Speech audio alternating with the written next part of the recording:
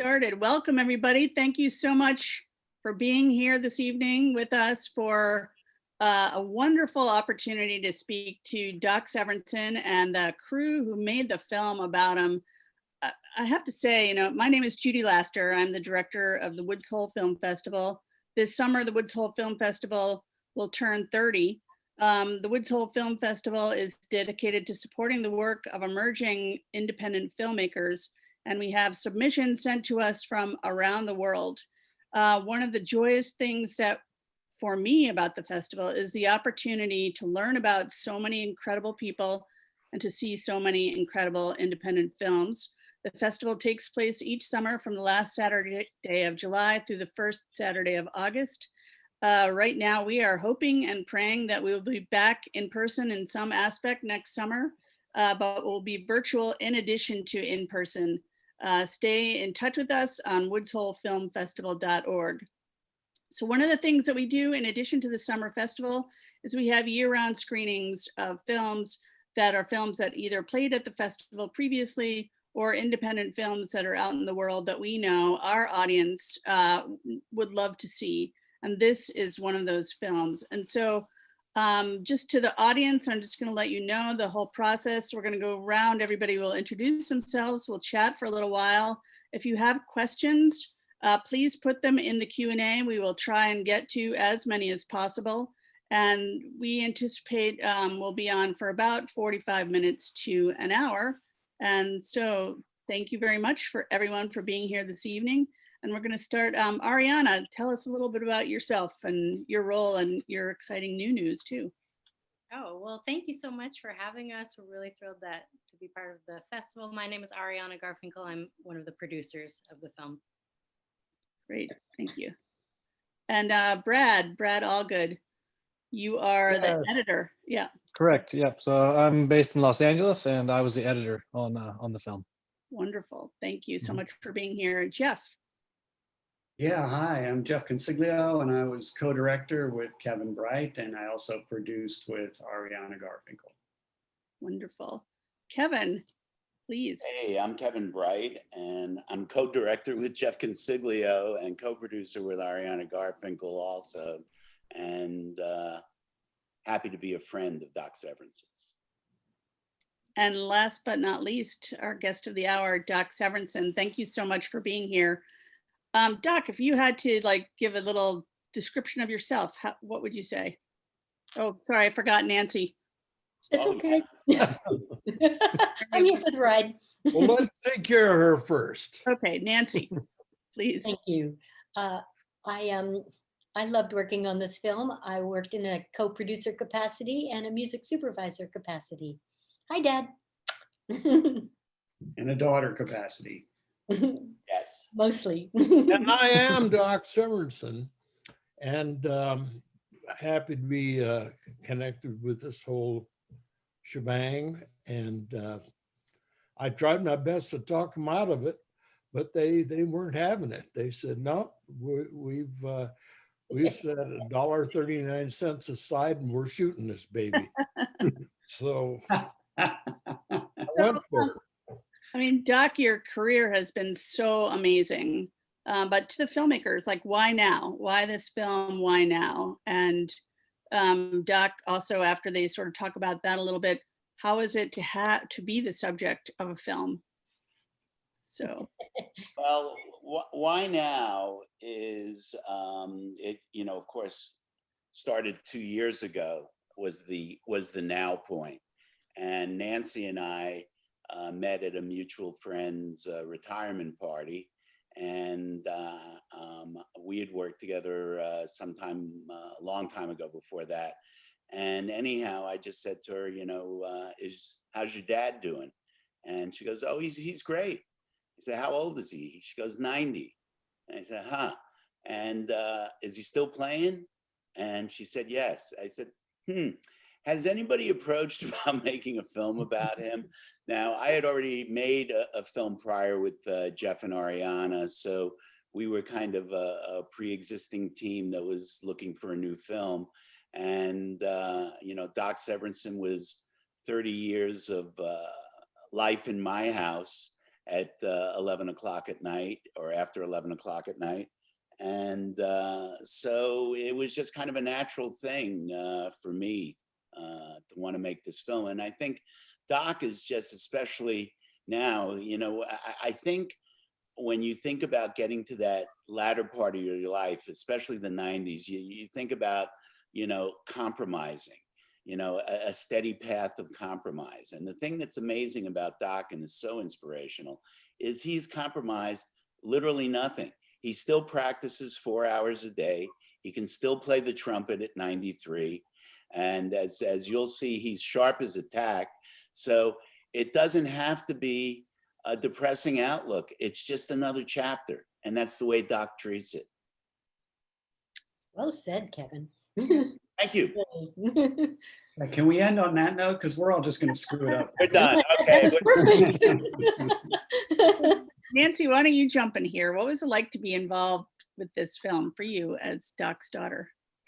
It was an incredible privilege. The entire film was a complete blessing to our family, and gave us the opportunity to draw even closer and to look back on our experiences together with such love. And the crew that was put together for this, every single person on the crew was so special and so loving that every single minute of involvement on this film was just as fulfilling as you can imagine. It's been the most beautiful professional experience that I've had in my life so far. And I'm so grateful. Kevin, I will never stop thanking you. That's all there is to it. Faded. It was faded. We have to thank Vic Kaplan for retiring. Yeah, we do. I just saw him last night, by the way. So one of the things, you know, as I said, the founder and director of the Woods Hole Film Festival, over 30 years, I've seen a lot of films. We've also screened a lot of films about music. And Doc, I would say this film is a kind of film that is a diamond in the rough. Not because of the filmmaking per se, although that is really good, but because of you. Your story is just so positive. I'm sure there were many ups and downs in your life, but your story is so positive, and I think is one that you know, transcends so many time periods, so many different kinds of music. Talk about, you know, what it was like, though, to have a film made about you and try and encapsulate who you are in basically 90 minutes. Well, when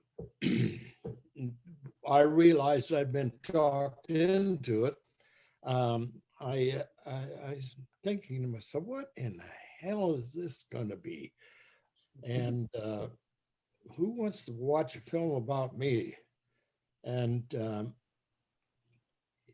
that was the last words that I spoke where I was in charge for quite a while.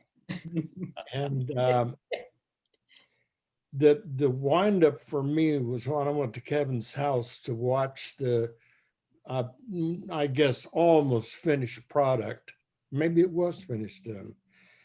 Well, no, it'll never be finished. Not you and I, Doc, no. But I was watching it, interested, of course.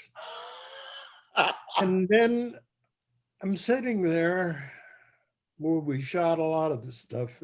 I felt very much at home, and I realized that I was bawling like a baby. Aww. I mean, so I guess you'd have to say they were tears of joy, and to be thought of with respect in the way that Kevin and his whole crew were, made it seem legitimate and good. And I was proud to be a part of it. You know, as Chris Bodie says in the film, Doc's not a fame hog. And, you know, a lot of people would be ego fed by having a film made about them. And Doc, to him, really, as the film shows, what's important to Doc Severinsen is the trumpet. not a film being made about him, not even having been on the relationship between him and Johnny is more important than saying, you know, I was on TV for 30 years. It was what happened in those 30 years and the musicians and the music he played in those 30 years. So Doc is not a fame hog. So he was like, probably just at a certain point, we were all happy to have each other's company and having a great time making a movie. Yeah. Doc, when you look at late night television now, I mean, obviously a lot of the musicians who are on those shows really give you a lot of credit for their existence. But when you look at late night shows now, how do you look at the music in relationship to what it was like when you were on Johnny Carson? Uh-oh. Yeah. Well, I feel sorry in some ways for that aspect of the show, the music, because music in general the focus has become more and more narrow. And on Johnny's show, we had opera singers and great opera singers. We had cowboy stars. We had, Blues. you know, very famous movie people, lots of sports people. I remember, for instance, a night that I realized that Muhammad Ali was going to be a guest when I went to get a drink out of the water cooler, and I look up and there he is. And I'm thinking, wow, I guess he's going to be on the show tonight. And I told him, I said, wow, I'm so glad you're here. My mother is a huge fan of yours. And she was, for sure. And he says, well, let's go call her up.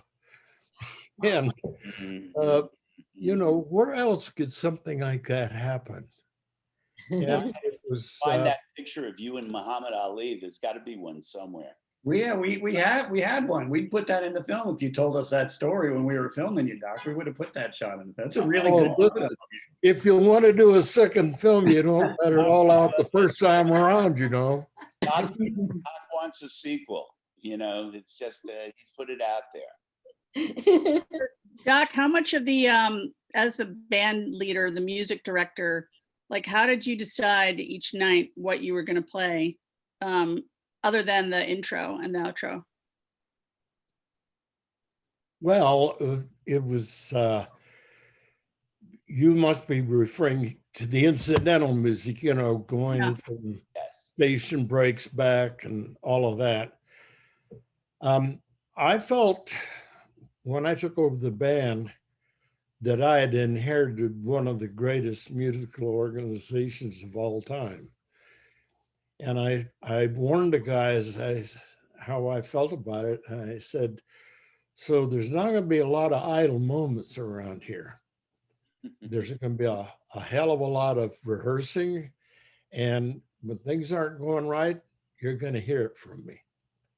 And I found out something else. The distance between the first trumpet chair, which I'd been occupying for quite some time, years, the distance from there to the position down in front of the band is like a lifetime.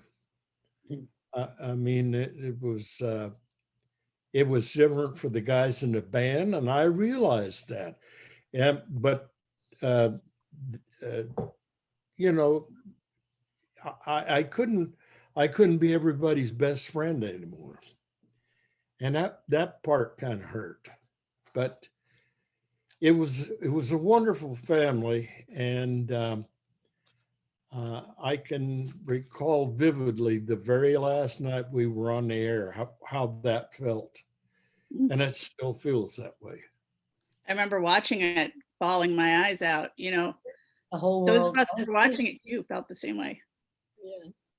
Yeah, and every time I would go out to do concerts traveling around the country, people would come up to me in the airports and say, "Oh, we miss you guys," and you know, a lot of the realization what the thing was really like came after we were gone.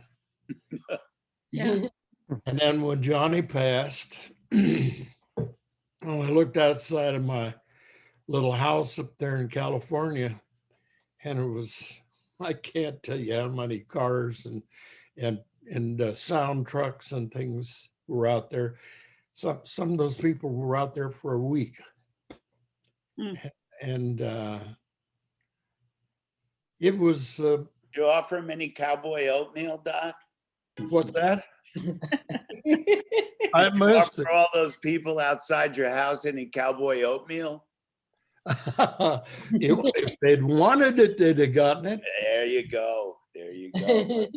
So Brad, I have a question for you. I mean, how do you edit a film like this in terms of the footage, the music? How do you shape a story? Just Well- turn around, Brad, and show them a little. You know, do a couple of cuts back there. You got Yeah, I'm up, diving into the timeline. Exactly. Yeah, it's already queued up. Well, like Doc and Kevin say, there's enough material for multiple films here. All the stories that did make it in the film. I mean, I wish we could have included them, but I mean, we started with some archival research that Ariana had put together, and then Kevin and Jeff had basically an outline of the film that they wanted to follow, and we just sort of pieced it together, weaving together the archival and the verite that they had shot, and tried to showcase the music as much as possible. Because there's so much music that I wish we could have included. All the concerts were fantastic. There's just so much material. But yeah. Yeah, Brad basically just sat back and listened to music and watched episodes of The Tonight Show. That's his job. that's actually that's the correct answer. and listen to all of Doc's albums. Yes. That would be the other thing. So Yeah. I mean, it started with it was an education for me. I was introduced to so many musicians that I hadn't grown up listening to: comics, comedians, actors, all of the guests on the Tonight Show, and then all of Doc's music. His catalog is just fantastic. So highly recommend going and checking out all of his albums. To the people watching, in a minute, we're going to start getting to the Q&A questions. I just have a couple of more before we get started, though. But so, Doc, I mean, you were a touring and performing musician. You still will be once the coronavirus pandemic is over. But over the years, like, how did you change your style, or did you change your style as music changed? Well, I think you change your style every day. A lot of what you play and feel in your music is a reflection of what's gone on in your life. And there are a few songs that I hear the same every time I hear them. Like, for instance, the American gospel tune, "Going Home." That was my grandfather's favorite piece of music. He came from Europe, brought the family here, and I'm sure he left a large part of his feelings in Europe. And he loved Anton Dvorak's music. And when I play that music, when I play that piece, that and another tune is Shenandoah. To me, that is so rich with all of the attitudes of Americans. A lot of them, the better attitudes. And I don't know. It's hard to answer a simple question like you asked in a simple way. There's no way of simplifying it. Well, of course, but I just was really sort of struck by how many decades you were playing in as a band leader. And, I guess there must have been some pressure to change, but I don't know if there was. No, and Johnny was very good about that. If he heard too much rock jazz, would call me in and say, hey, you know, a lot of the people that listen to our show and watch it are older people, and they want to hear some of their kind of music. And Johnny was a huge big band fan, and all of the guys in the band were big band guys. We weren't rock and roll musicians, not that we couldn't have been, but our preference was big bands. And so we had that to dish out. I mean, and an interesting note about it, well, it is to me, is that I was talking to Johnny's nephew the other day, and every note that we played, we continued playing when they went into commercials, you know, and especially the 2 or 3 spots that were 5 minutes long. And the band is just wailing live. The audience is yoo-hawing, and all of that stuff is on tape. And Jeff has Jeff Sotzing is Johnny's nephew, and he's got all of that. And boy, would I love to sit down someday and just hear a little bit of this and a little bit of that. Well, maybe somebody can help you make that happen, Kevin. Yeah, be a good idea, Doc. You and I could go do that together. Bring it over here to my place, you know, listen on the big speakers. Well, Jeff Sotzing would love to do that. Yeah, well, we'll do that just as soon as we can get rid of a little more of this virus. Yeah. Okay. Can I So I'm just, gonna, to your yeah, point, please. one of the things that I love about Doc's story is how he did completely reinvent himself with the San Miguel 5 after moving to Mexico, and came out with this style of music that I don't know if his fans would have expected, and that was so vibrant and amazing, and played 500 more concerts. And so I do think he's always, you know, changing and growing and doing the next thing. And this was at the time that he thought he was somewhat retiring too. And that's when he heard this band and decided to keep on going, only even better. So I don't think there's any end in sight. I can't imagine that musicians ever really retire anyhow, because No. it's in you. It is you. How do you retire from what you are? Well, it's surprising. A lot of musicians play their last gig, put the horn in the case, and they don't even want to know where the horn is or what they play. And those are referred to as musical tailors. How long do you want the sleeves? Should we take it up an inch? You know, that's So we have a question from Patricia. Doc, do you remember Arnie Lawrence, who played with you on The Tonight Show in New York? She was his son's 4th grade teacher, and she's friends with all 4 of his kids. The youngest, Myra, just made her first jazz CD as a singer with 2 brothers on instruments. Oh, well, I didn't know what had happened to that entire group, but yeah, Arnie was a young guy, which means he was younger than I was. And I needed a sax player in a group I was putting together, and we had pretty long haul, actually. And Nancy was with me at the time, singing in the vocal group. Yeah, I remember this. That was a while ago. Yeah. And Arnie was, and probably if he's still alive, he's still practicing and playing great.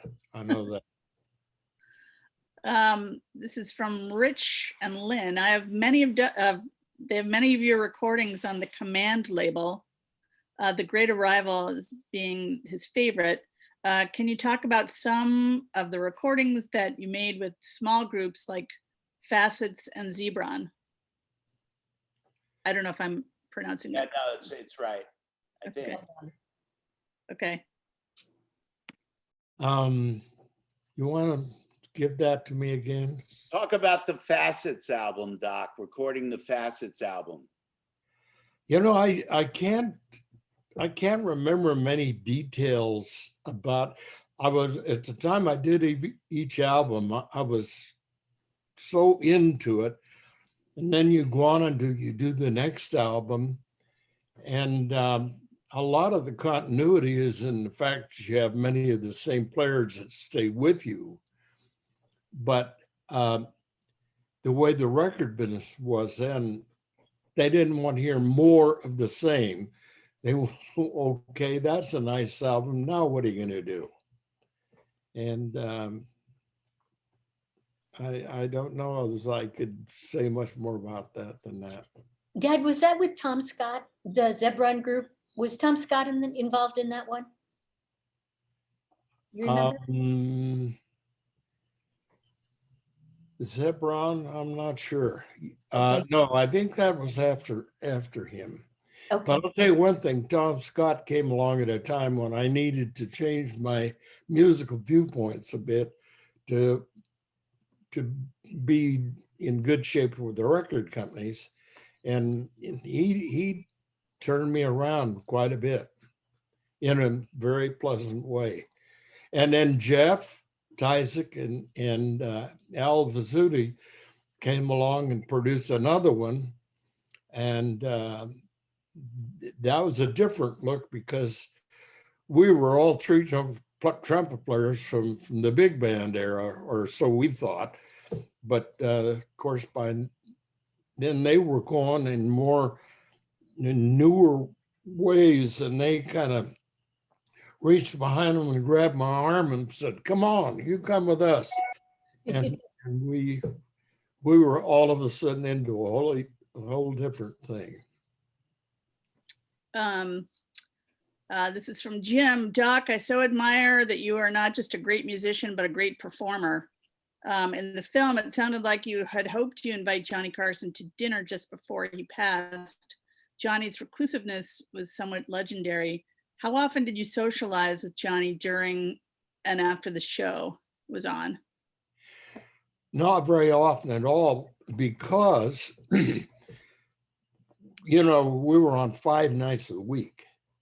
So if you went out to dinner afterwards, you wanted to get home and get to bed and get rested and be ready for the next day. And it was interesting, though. Johnny's big thing in life was studying the universe. What would you call that, Kevin? An astrologist? Yeah. Astronomy, yeah. And well, I remember being out on his boat once or twice. I mean, yacht, excuse me. And we sat out on the poop deck there, and he gave me hell for smoking my cigar. He says, "You know, that could kill you." But Yeah. fatherly advice right in, and he says, "Now look up there," and he'd explain this whole part of the universe and then and more. He was incredible. And I was told and was able to see that one of his very famous favorite people that he liked to spend time with was Carl Sagan. Wow. And you know, that's you're getting into the deep water there. Remember that. This is from Bob. Doc, who wrote and developed the charts, arrangements, or original compositions in the band? Was that you? The original Compositions for the band. No, I had various people that I knew were good for this kind of music or that kind of music, or and I would go to them and say, I'm in need of a particular piece of music that could go like this or that, giving very rough outlines to what I wanted. But Johnny and I had a talk one time. He said, you know, I know you were responding to the popularity of rock music, and that's all well and good. But you got to remember that out there in the Midwest, where I'm from, and essentially that's where you're from, is you got a lot of older people that listen to our show, and they might like to hear a little more of the music that is memorable to them. And he only had to say that once. And out of that came about 3 or 4 albums. And they were all good sellers. And a Grammy winner. And then I got a Grammy for one of those albums. Someone's asking about your shirt and asking about, Miles and jazz musicians of that ilk. Sort of quite different from your version of jazz, but I'm sure you all respected each other. And can you talk about your relationship to and influence of people like Miles?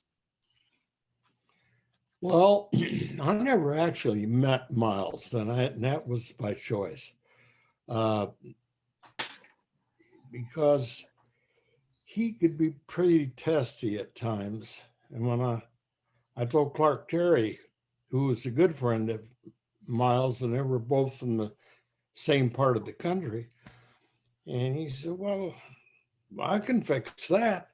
I said, well, I have my feelings about Miles Davis and the fantastic music that he has produced. And I also know that he can be a pretty salty character. And I don't know if that, I want to think of Miles with great love and respect. And I'm afraid that maybe if I met Miles, there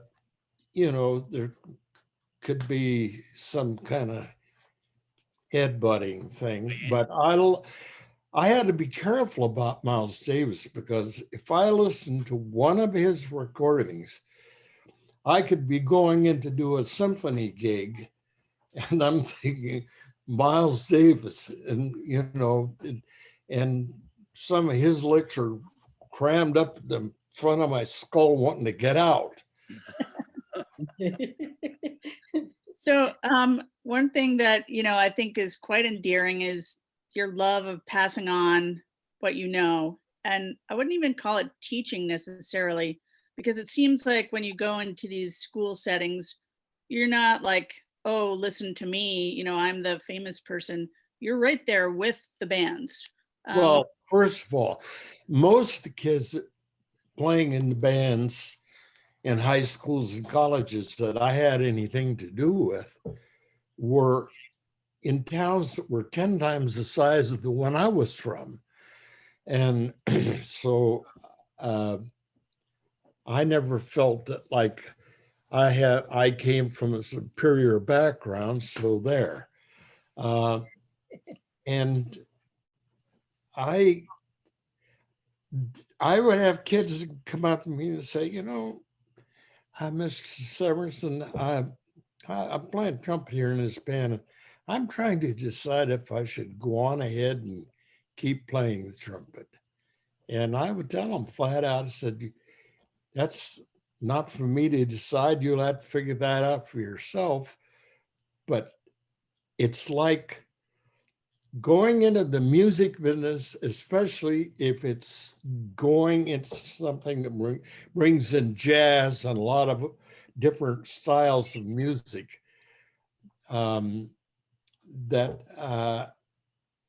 it's like as if you had come up to me and said, I want to become a minister of the faith.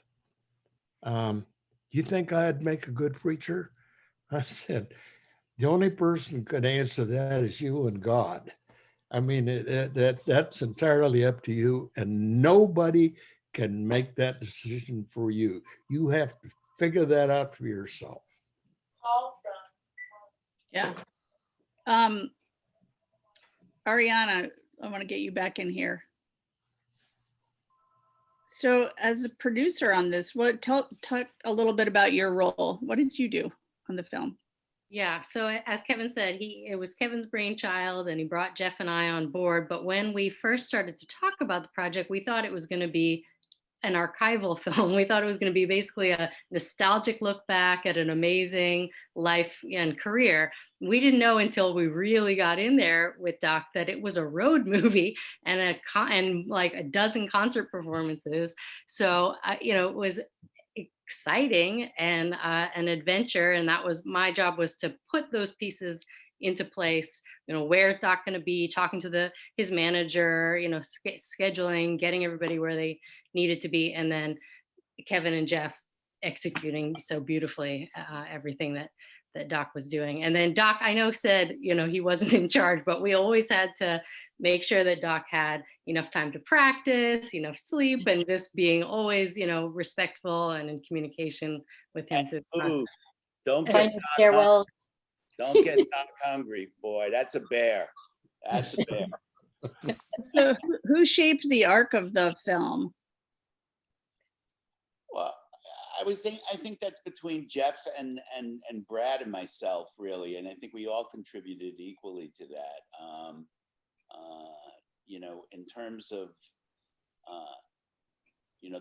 the filmic arc of it, I give that very much to Jeff and Brad, because when it starts out with, you have hundreds of hours of archival footage from the Tonight Show, and all of the stuff that we shot on location, and the interviews and everything, and then the other materials, the photos and all that. When you start on page 1 of that, my mind can tend to explode. And Jeff has an editor's mind, and so does Brad. And so they're much calmer in structuring enough of a first draft that allows me to be able to go, oh, okay, I can see pretty quickly, here's what's working, here's what's not. And we all, out of that, just elevate the film, I think. Jeff? Yeah, it was a pretty organic process. I mean, I guess everybody that we're in front of right now has seen the film. Is that correct, Judy? Yes. Yeah. So there's obviously an event that happens in the third part of the film to Doc that was unexpected. It's when he ended up in the hospital. So we hadn't really, had we started editing by then, Brad? Do you know? Yeah, we were pretty far along in the process. Yeah. Right. And then so that kind of created a whole new chapter for us and became an anchor. And it's like, all right, this is our target now. This is what happens to Doc Severinsen, is he has his first huge challenge, not first, but his biggest challenge. And then he emerges from it. So once we had that landing zone, then we could restructure everything that got us up to that point.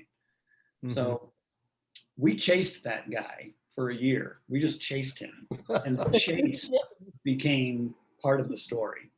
That's what we knew the film had to be about, is that when you hook onto Doc Severinsen, you're going, you're going to go. So we wanted the film just to be this constant chase. So Nancy, were you like part of the whole film crew as well? I was there for every single second of it. It was totally exciting. But as Jeff says, I mean, it really was at an incredible pace. Now, mind you, at this time, Dad's 91. And I remember at one point in the summer, I think we had 9 days of shooting. And I remember explaining this to Dad. And he was saying, wow, am I going to be able to do this? And but he came through with the urging of Kevin, explaining to him how important this was. And it all worked out. But it was a very ambitious schedule, and it was really so much fun. I loved it. Well, that's what it seemed like. It was fun. I mean, making films is hard no matter what. But the kudos to you guys, because you made a film that people will want to watch or do want to watch. It's not a difficult film to watch. I think it's the perfect film for this time as well. And I think, I can't remember if you said it, Jeff. I mean, it seems like there's a whole nother film out there waiting to be made All of us feel that way. There's just so much there. And Doc is, every time we see Doc on, here, he keeps saying, when are we starting the sequel? Let's get going. Let's get the cameras rolling. No, the sequel is happening right now. Okay, we'll film this. Yeah. Doc, as a performing musician, how have you been spending your time during COVID? Lockdown. Practicing, what else? And do you do what a lot of other musicians are doing now, which is have these, Zoom or whatever, however people play together? Do you do that kind of stuff too?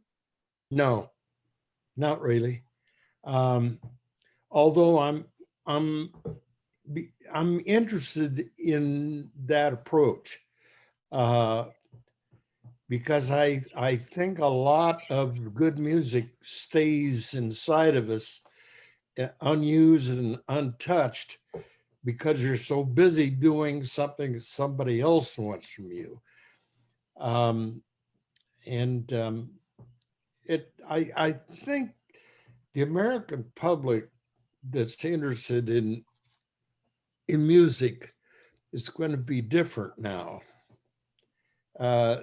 They know what it is to be deprived of something they like to participate in as listeners and learners, and I think it's going to increase what our audience might be. Yeah, I think Zoom is one of those places where nobody's going to be thinking in the future, oh, I don't want to go to a concert anymore. I want to watch it on Zoom. I don't think it's going to supplant the music industry. I think the music industry is going to probably come roaring back after this. Well, I think so. Yeah. Yeah. What do you think about the big band kind of music? I mean, I still personally see a huge audience for that. Well, that's an interesting question to ask me because I was born and brought up in the big band era. I played with some of the great big bands that I thought if I ever meet that guy, I'm going to get his autograph. And then, 10 years later, here I'm playing in his band. And I love big band music. And it's something that I want to do some more of. And it's the new processes that are being in use now, how music is created and put on disc or whatever, that however you want to put it,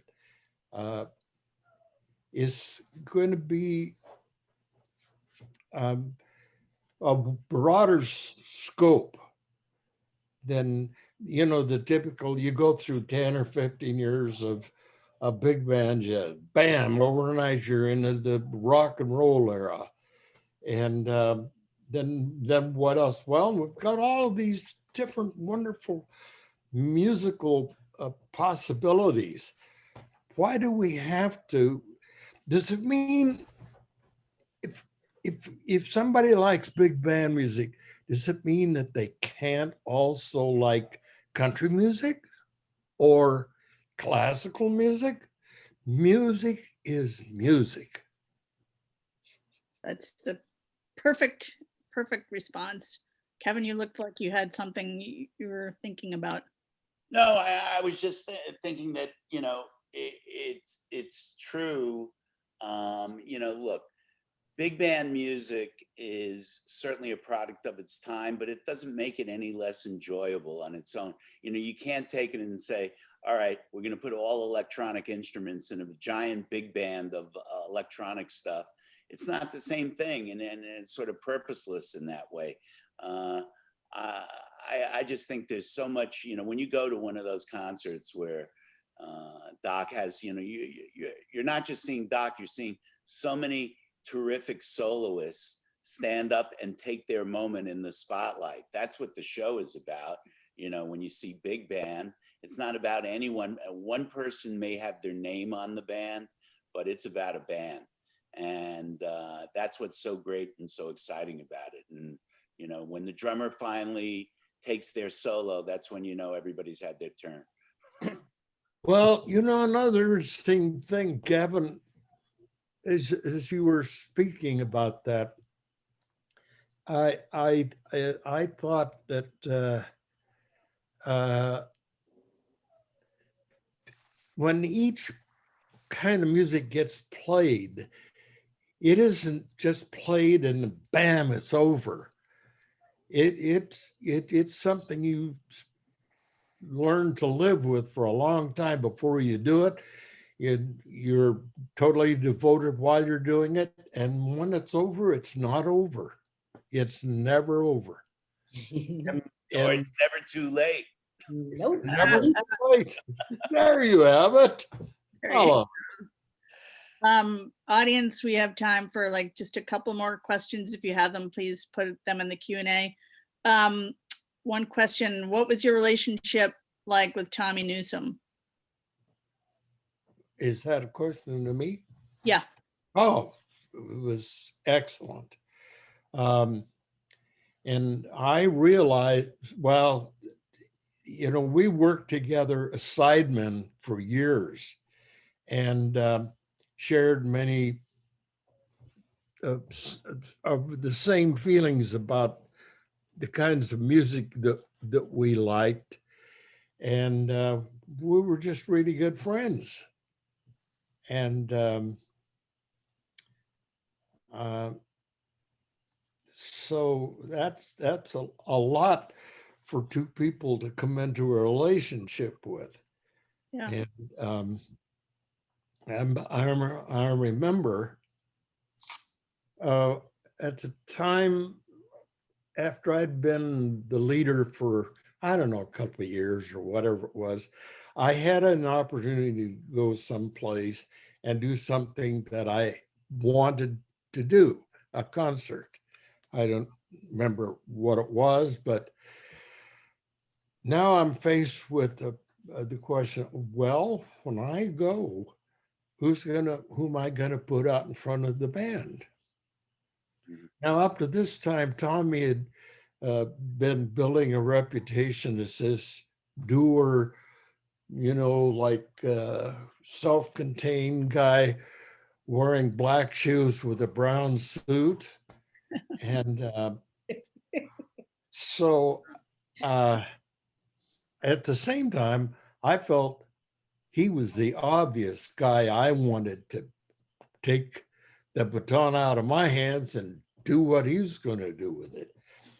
And when I told the producer at that time, he says, well, who's going to take your place? And I said, Tommy.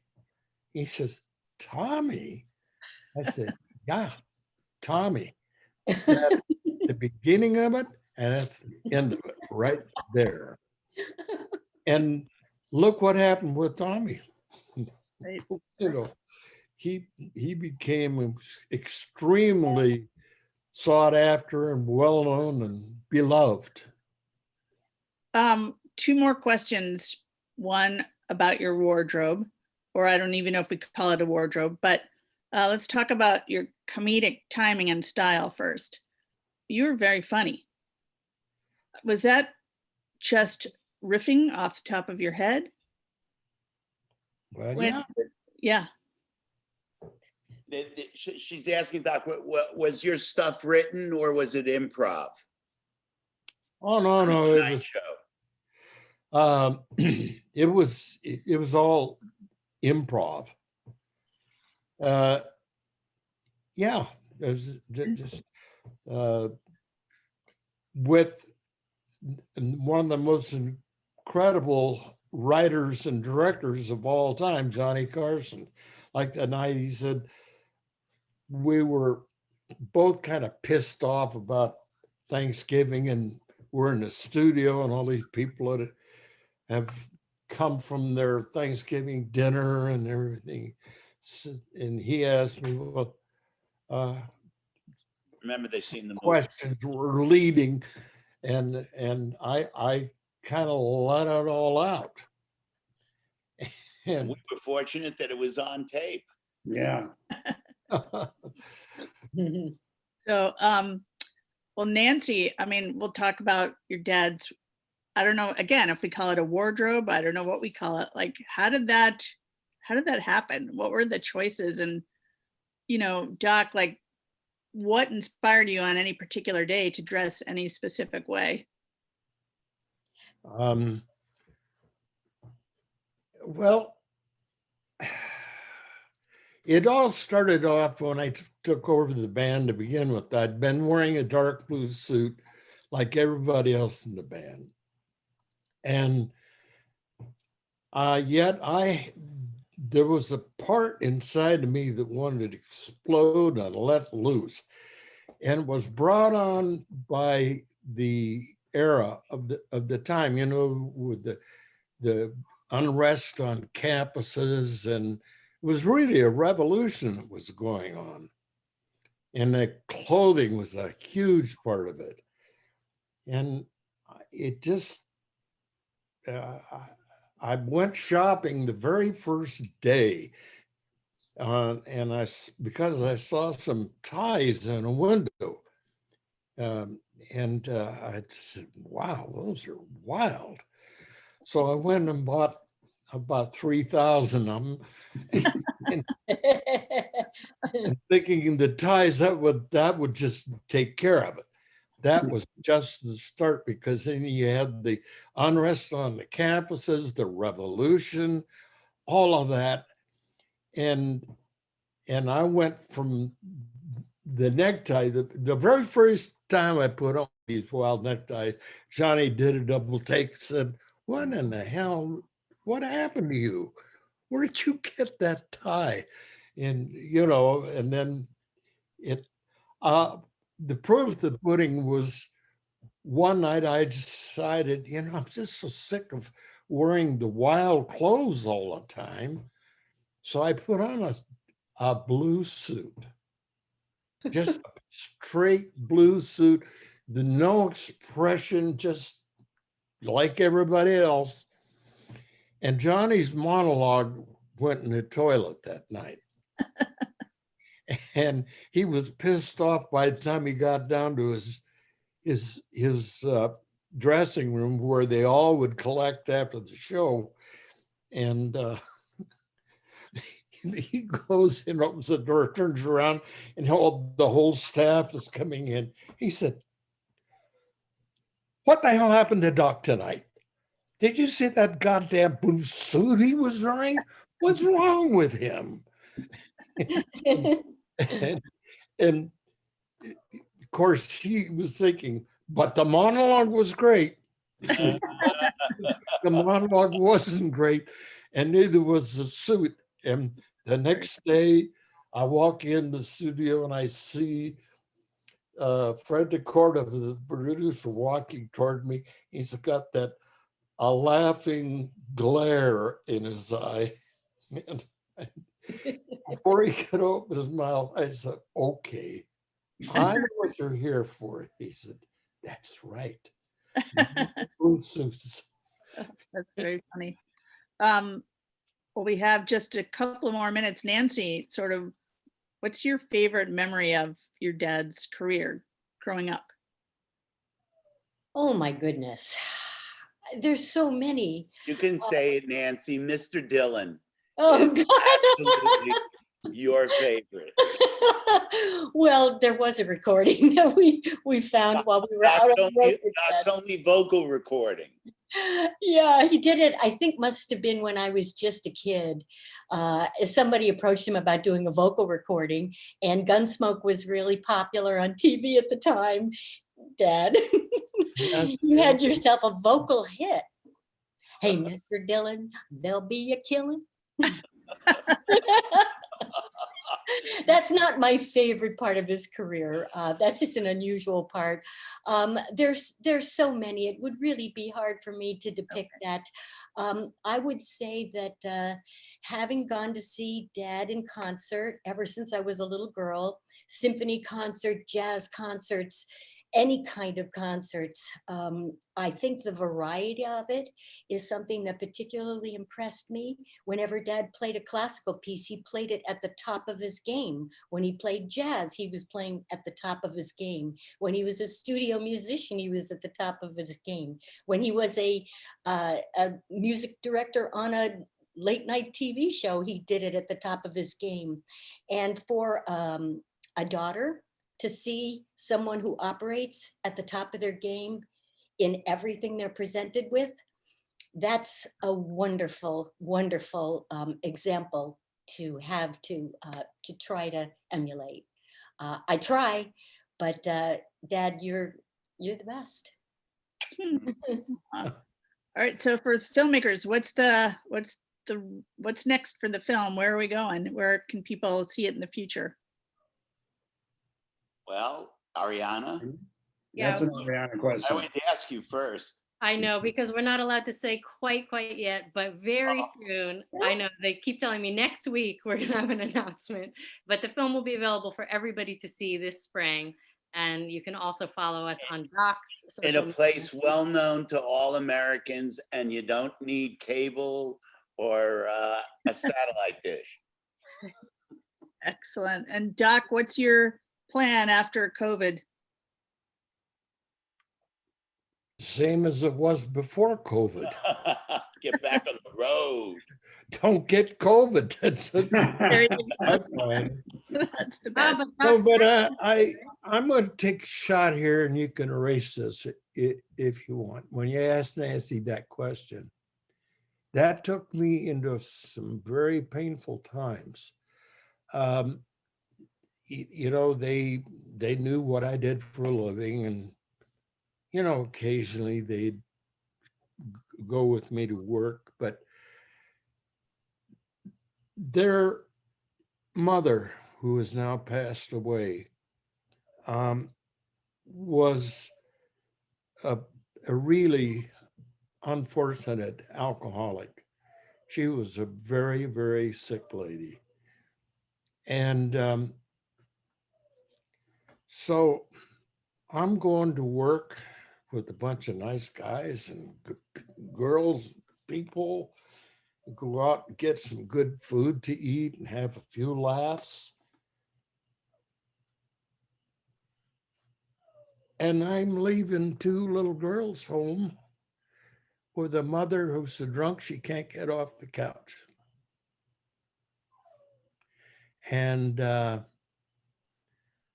so I said, well, I think the answer to that is to take him to work with me a little more often as I can. And that's the kind of stuff people don't hear.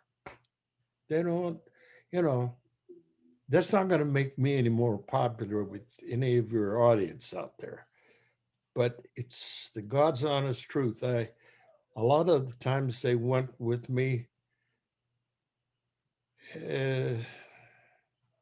just to have a few moments of lightness and the love of a parent and his children. Hey, Dad, if it makes you feel any better, as a child, you don't see it that way, you know?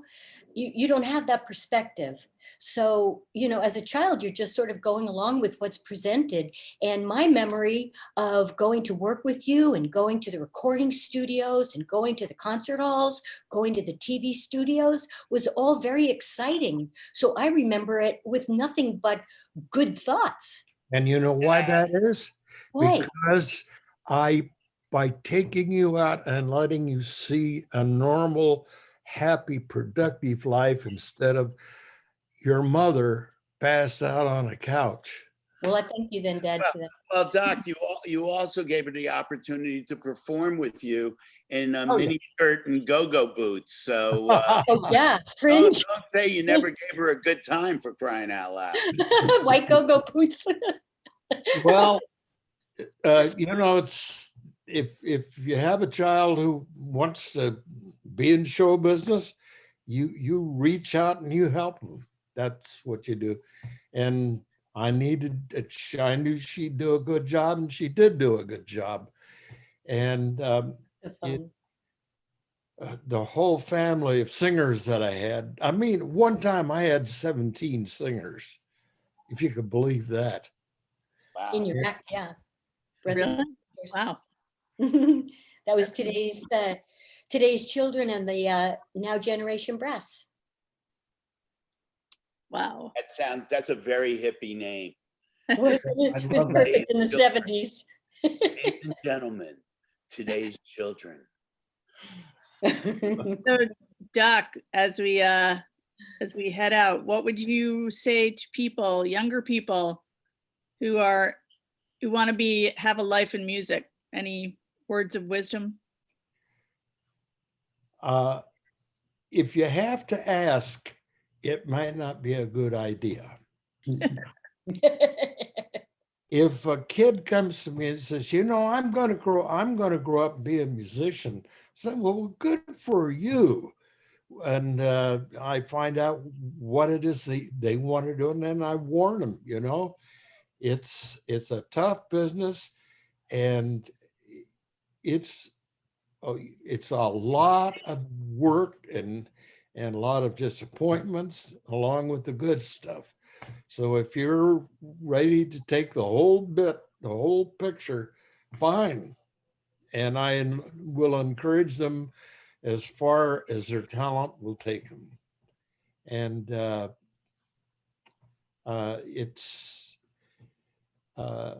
always say to them the same thing.